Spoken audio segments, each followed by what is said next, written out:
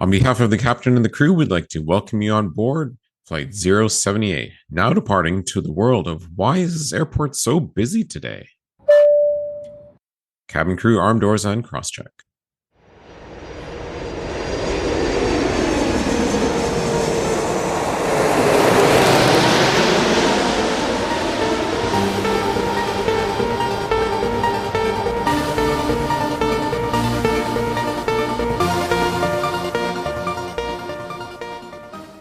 Thank you for listening to us today. If this is the first time listening to this podcast, welcome aboard. If you're a returning listener, we're glad you're back. Seat 1A provides tips and tricks from more than 5 million miles worth of flying to help you take off from the crowd. In today's experience recorded on the 21st of November, 2023, we're going to talk about why airports suddenly are so busy when you don't actually expect it. And then we'll wrap up with a discussion about the current events in the world of aviation. Very good. And today is Tuesday, and this Friday is... This Thursday is American Thanksgiving. This Friday is Black Friday. Black Friday. There we go. So Black Friday and American Thanksgiving for so the Tuesday, US. Wednesday, and the following Sunday are the busiest travel days in the U.S. generally every year. Yeah. It's interesting. Our friends to the south, the U.S. Thanksgiving is more of an event than Christmas, I suppose, or that sort of. Well, because it doesn't matter religion, race, creed, whatever, everybody celebrates. Yeah. Whereas up here in Canada, we do ours in October, and it's a different feel. Yeah. Exactly. Yeah. So, but before we jump into that, can do a bit of a trip review. I recently flew to London-Heathrow. Excellent. Yeah. So speaking of events, how was the trip? It was great. It was fantastic. And speaking of, why airports busy, people go for events. And so I went simply to attend a wedding. And I remember when I was at the stage of booking this earlier in the summer, I was very excited. I was like, wow, British Airways direct. I can afford this. Let's do it. I haven't flown on BA for a very long time, so I was quite excited for this one. And I will admit, this was my virgin flight on an A350. I've somehow missed the opportunity to fly on that aircraft, and fortunately now they run an A350 1000 in and out of YVR.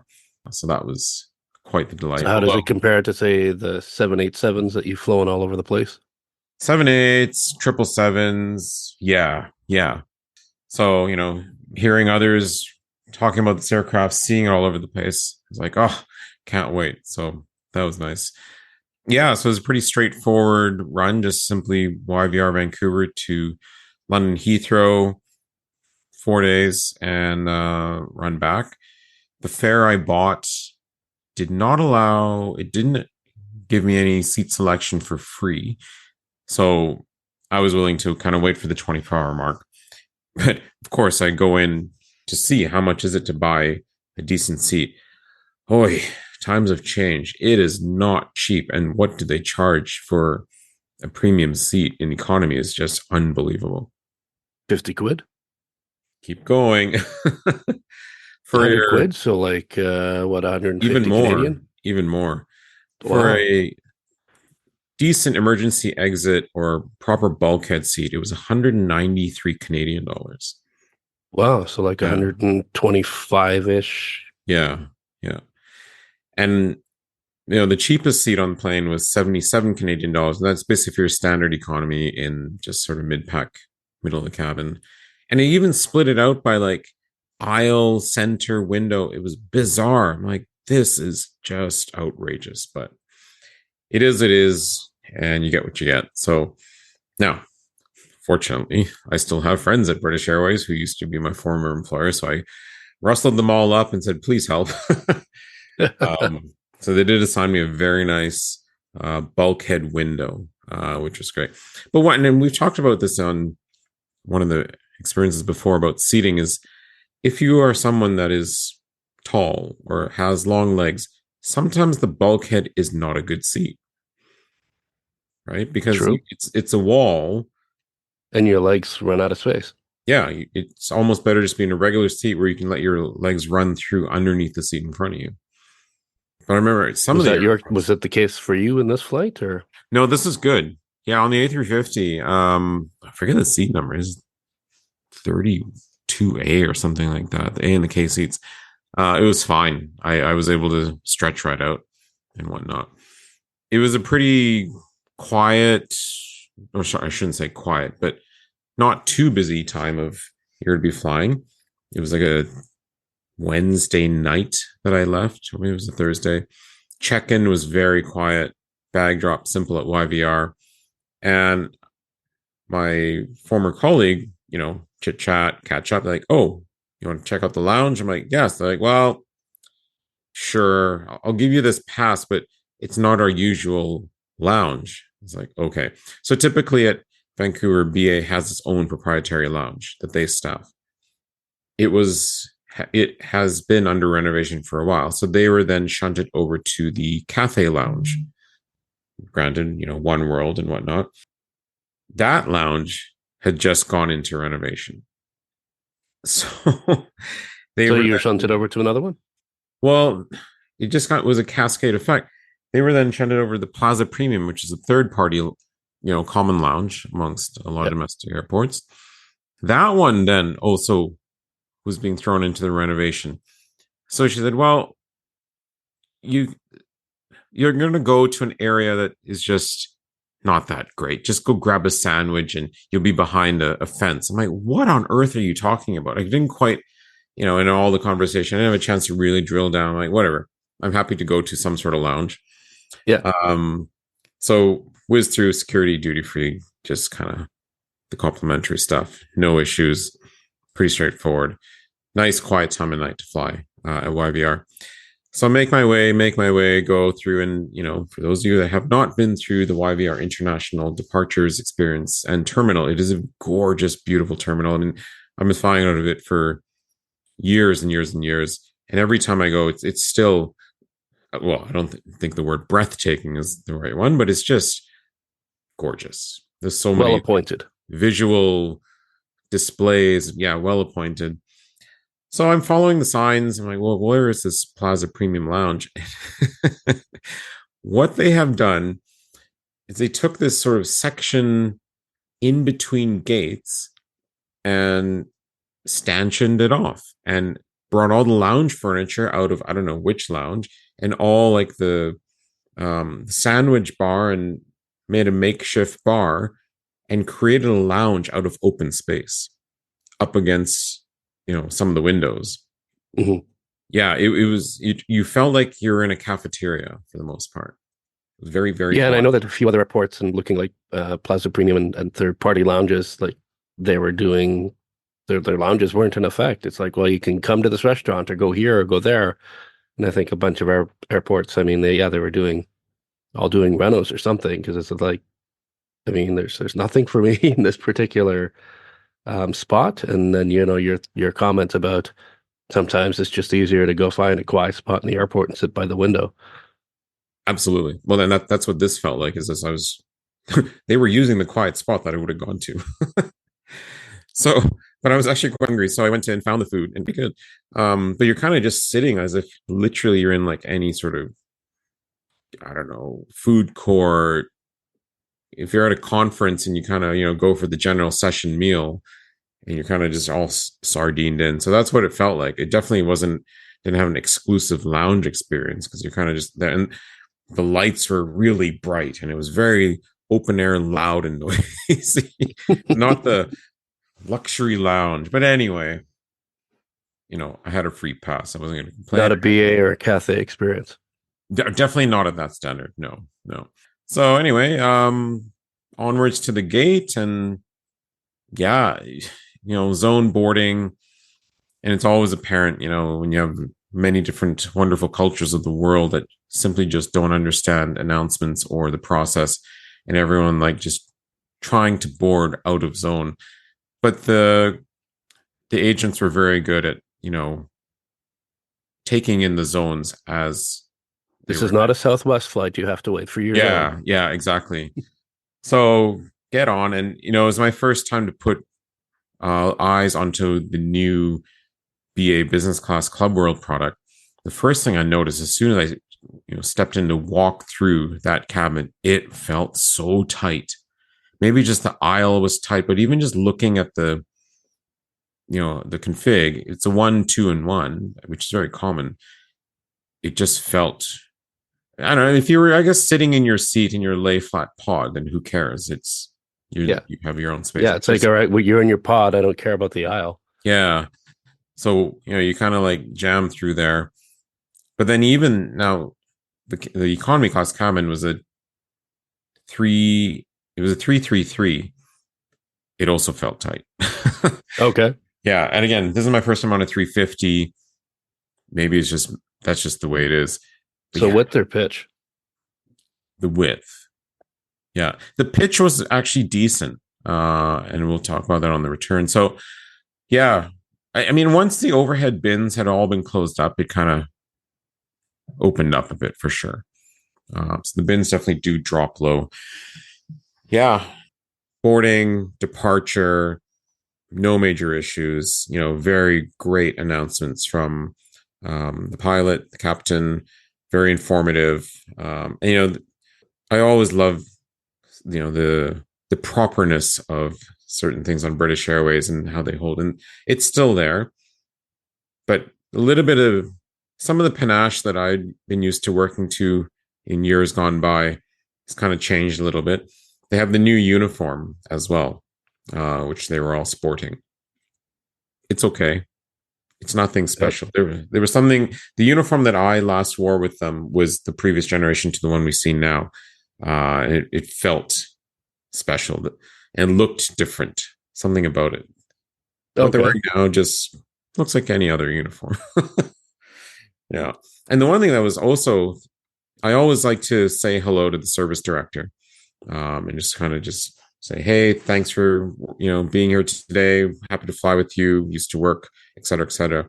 And on BA, it was always very common because I used to have a special demarcation on my uniform, male or female, the tie or the scarf had a silver livery, whereas the rest of the cabin crew had the blue and the red.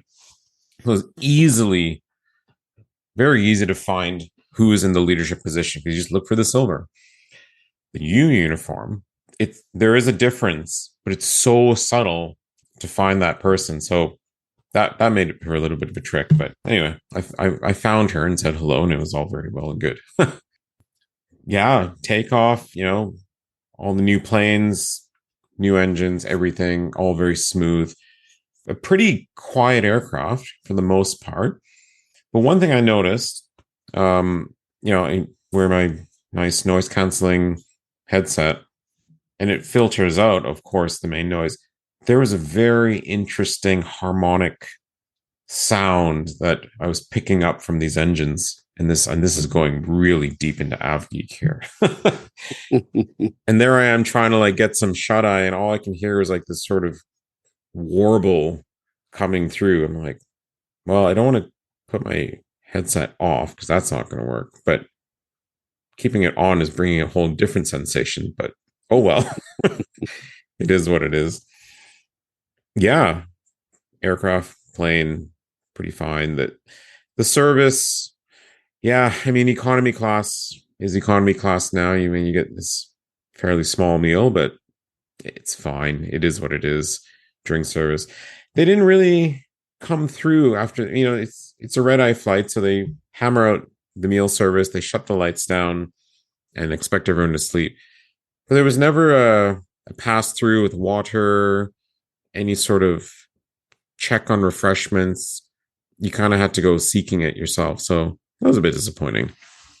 The in-flight entertainment system was quite good, actually.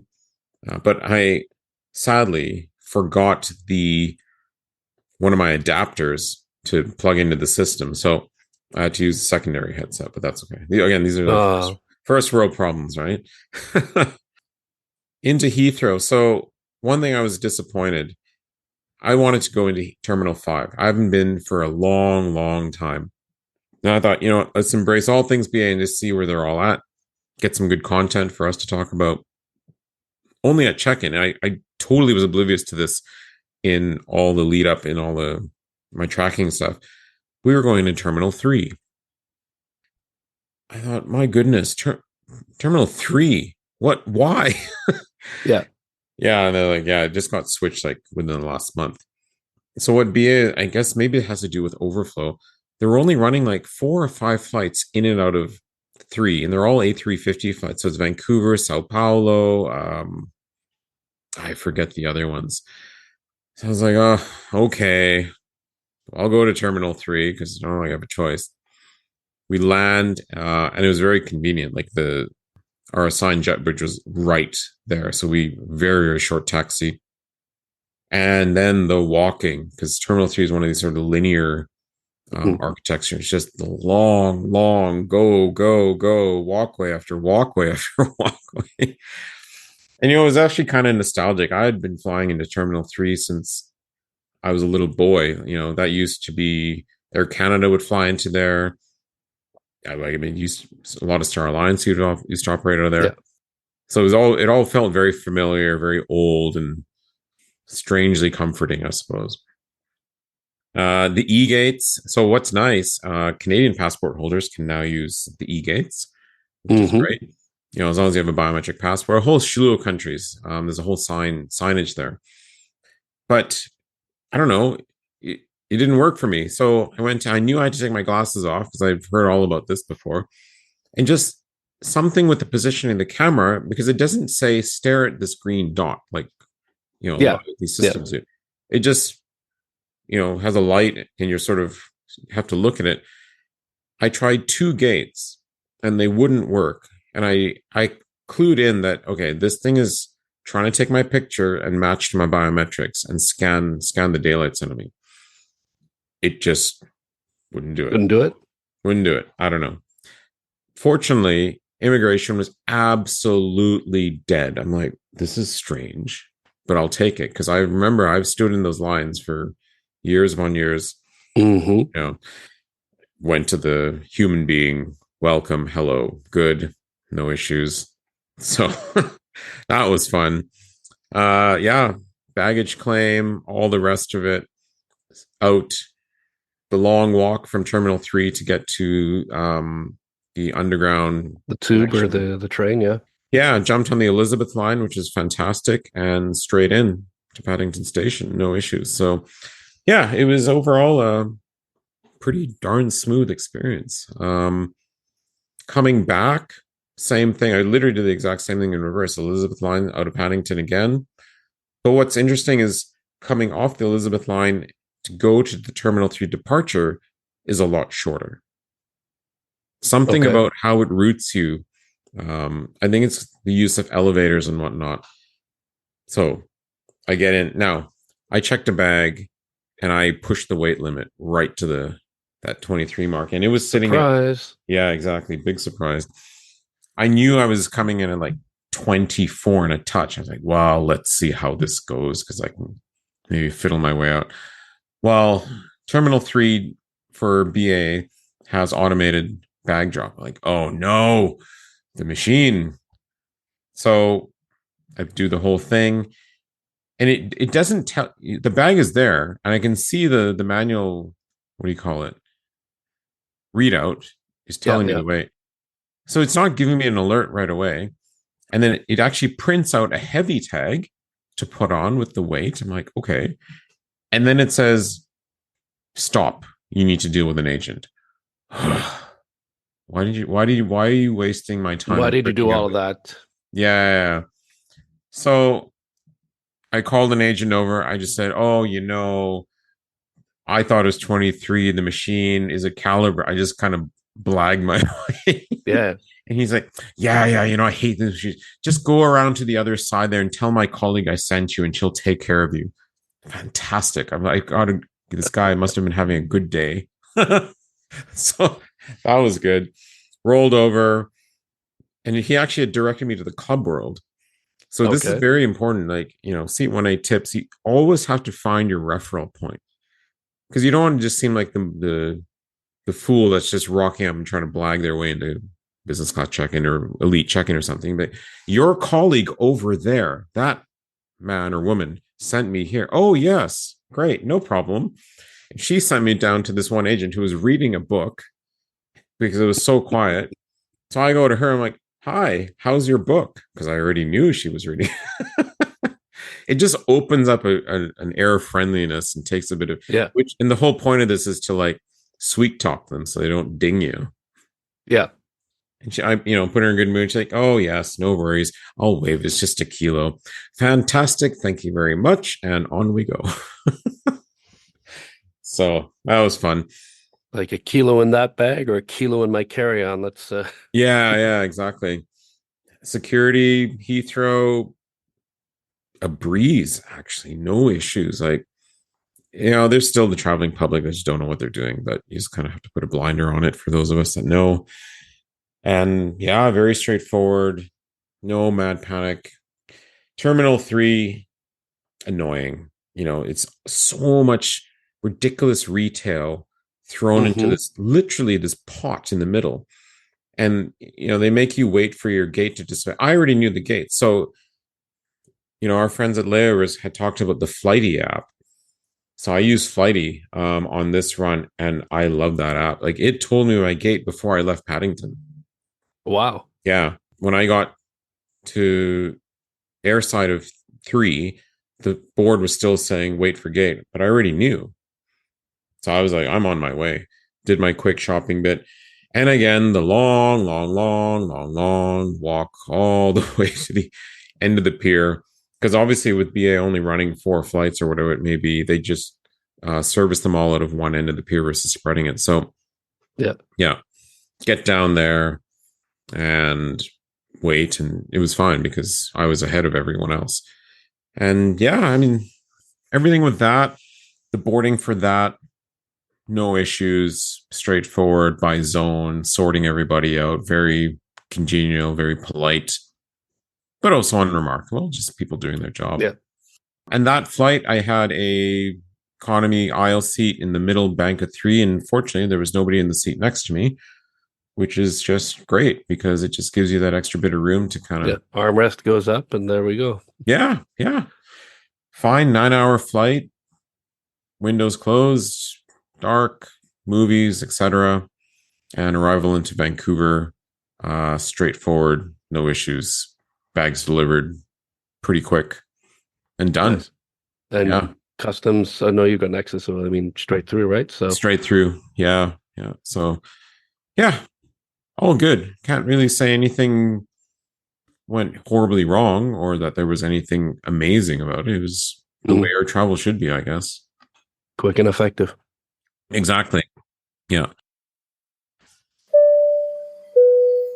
If you're liking this episode experience, you may also enjoy Experience 35, Beating the Queue, Lining Up Strategies at the Airport. It's available wherever you listen to your podcasts. So, our topic today, that was a bit of a long trip report. Events, as we know it, suddenly take over airports. And, what's the talk of the town right now is all things about Taylor Swift. True. And, Swifties unite. Hearing about, Toronto, for example, like, yeah, the concert's somewhere, whatever it is, next year. And it's like, we have 6 shows in a, 50,000 seat stadium, for example. And yeah, and here in Vancouver, we just got announced. And pretty much almost sold out 3 shows. Next December. I mean, the woman is the economy of a small country. Literally, I mean, it's amazing the impact she is. One performer is having on the world in terms of economies, the effect on society.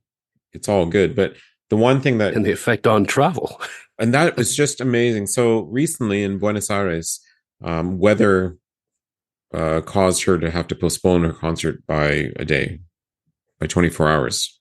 She was unable to perform, and for the first time that I know of, anyway, an airline opted to waive all ticket change fees and any fare differences to accommodate those that needed to stay another day for the concert. Wow. Yeah. Yeah. I think it was LATAM. It was LATAM. Yeah. I mean, what airline does that?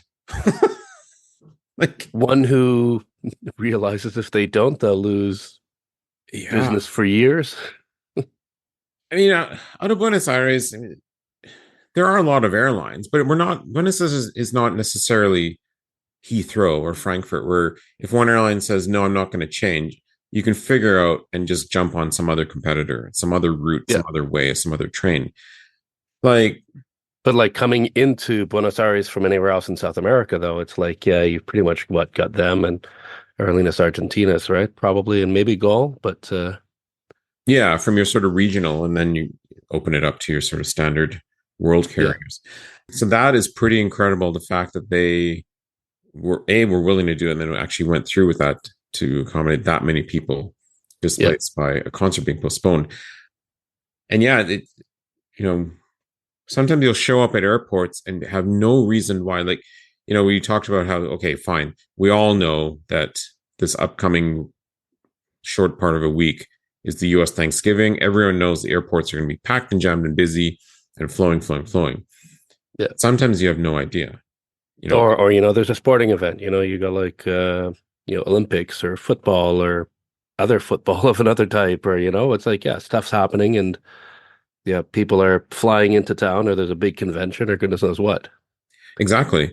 I mean, the meeting and events industry is massive, and there's always something going on. I remember during the 2010 Olympic Games, Winter Olympic Games in Vancouver, chatting again with my colleagues at British Airways. We were like, "Oh yeah, it's going to be busy. Are you guys getting ready?" They're like, "Well, actually, no. We're just doing as we always do, because it's not like BA was adding 5 more flights per day Mhm. or anything. They're just running the same plane. It's just, in this case, the plane was ram packed full every single day for a month.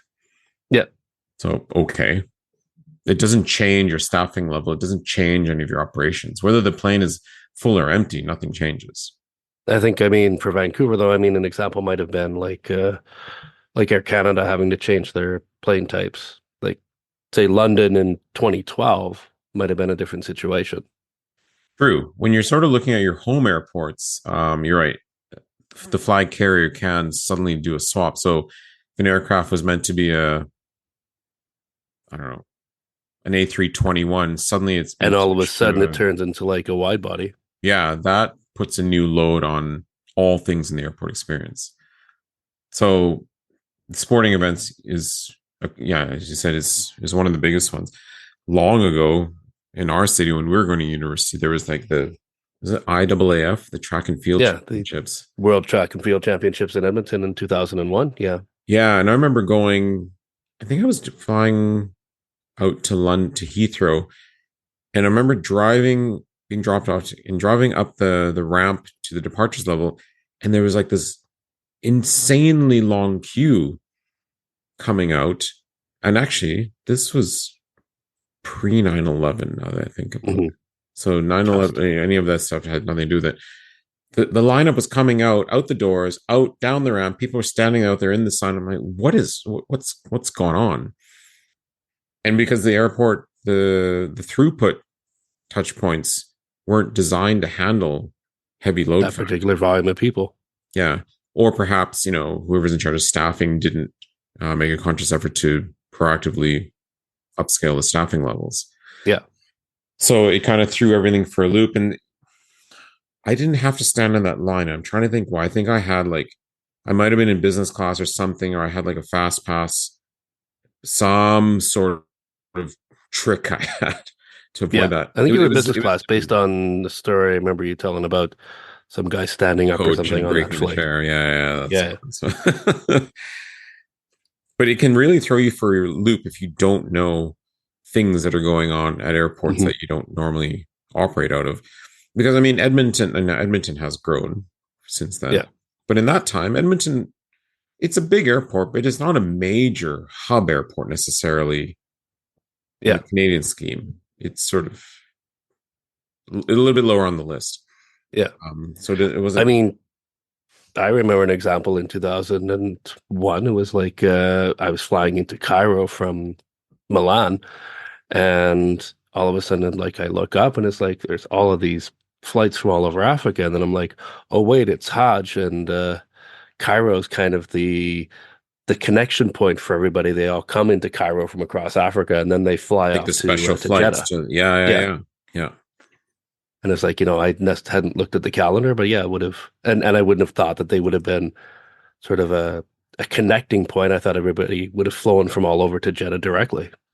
Exactly. Yeah, and to know that level of detail on the calendar, that's quite specific to have to go and look that Yeah. up. To think about it and then have to go look that up. Yeah, And being like not even the primary airport, like a secondary one. exactly, like a feeder. Yeah. Yeah. And then political events are another one that can have an effect on this. Not necessarily because of load factor. Well, definitely not on the load factor of in the general passenger terminal, but the operational side. Yeah. Although, I mean, there are some, UN related like large conferences where it's like, okay, you've got delegates from all over Exactly. taking over a city, and it's like, okay, like maybe an increase in passengers, but yes, definitely the goodness knows what's going to be closed or what's how many Yeah. gates are going to be open or how much throughput of flights can go in a day kind of thing. Yeah, because all the security protocols, like when a world leader is arriving or departing, and we've touched on this before, like the effect that Obama had on certain airports, or Well, they just will US shut, president protocol in general that yeah, Air he Force shut down One has its own airspace. procedure. Yeah. Exactly, and that'll just throw everything in the commercial general public world completely for a loop. And would you have known it? Perhaps if you are a Seat 1A traveler, Yeah. you're reading up and looking ahead, then yes.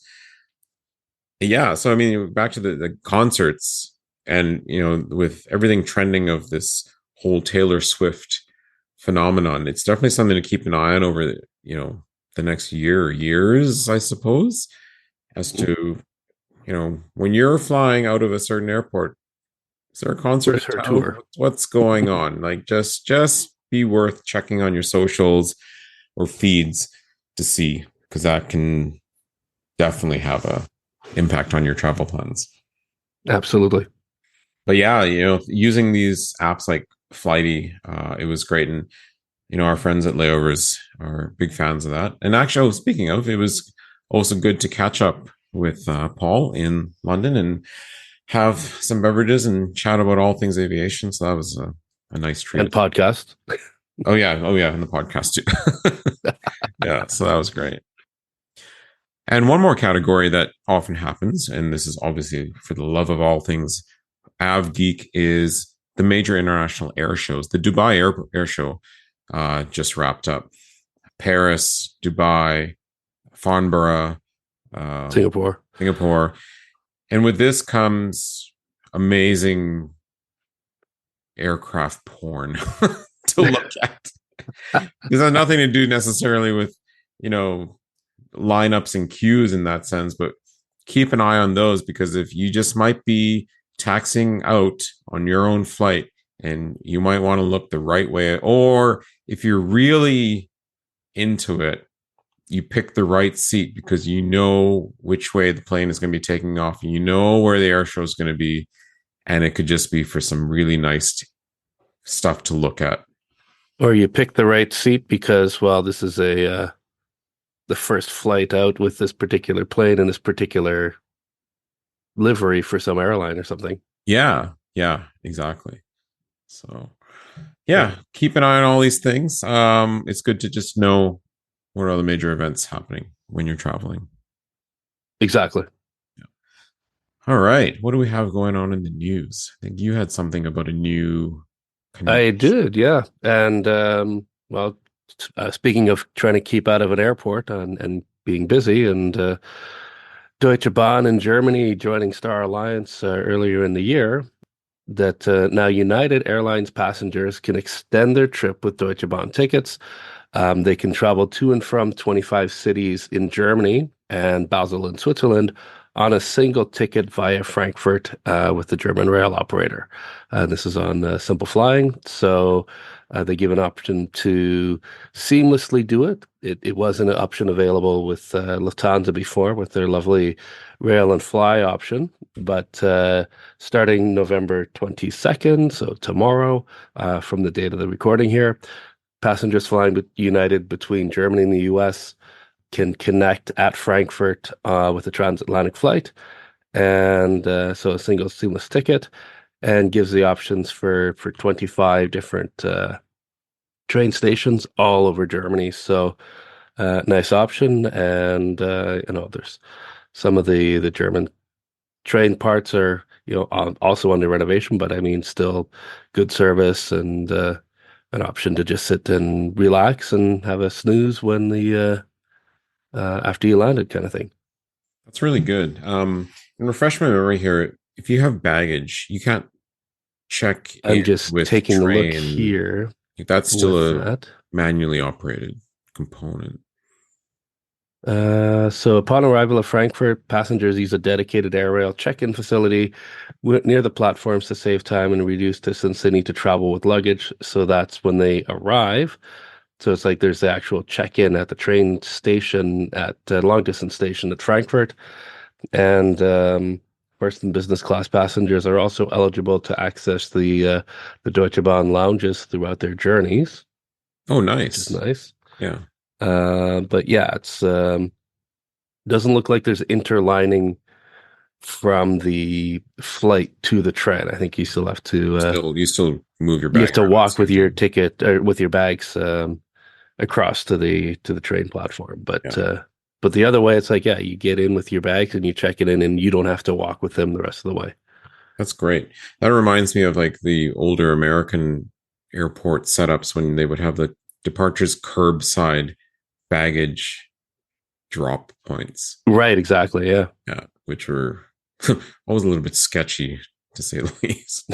Fair enough. Yeah. Yeah. And I mean, there was like with like some of the places here that you're booking, I mean, they were available very easily on different things like Cologne, the main station in Cologne, because it's like with the fast train, it's a just I think a little bit more than around an hour from Frankfurt to Cologne station. So I mean, it didn't make a lot of sense to take that short of a flight.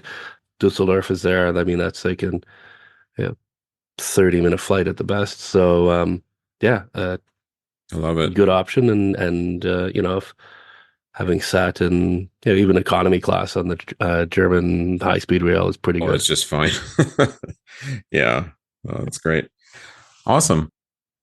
And I have an article here, also from Simplifying, and it is titled Vistara Airbus A320 turns back after dog spotted at Goa Airport runway. So, a stray dog got onto Goa's runway. This is on Hmm. November 13th, and it prompted authorities to halt takeoff and landings for some time.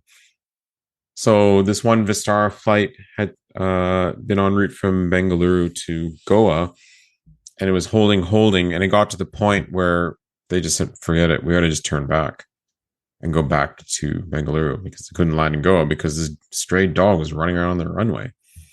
So that makes for very interesting. And again, I would love to know what was said in the aircraft. I wonder what the reason was given to the passengers. Was it actually saying there's a dog? Because that would just, if a, as No, a I'd probably passenger, say if I there's like heard, an animal incursion. yeah, or there's an incident or something, be very, Yeah, yeah.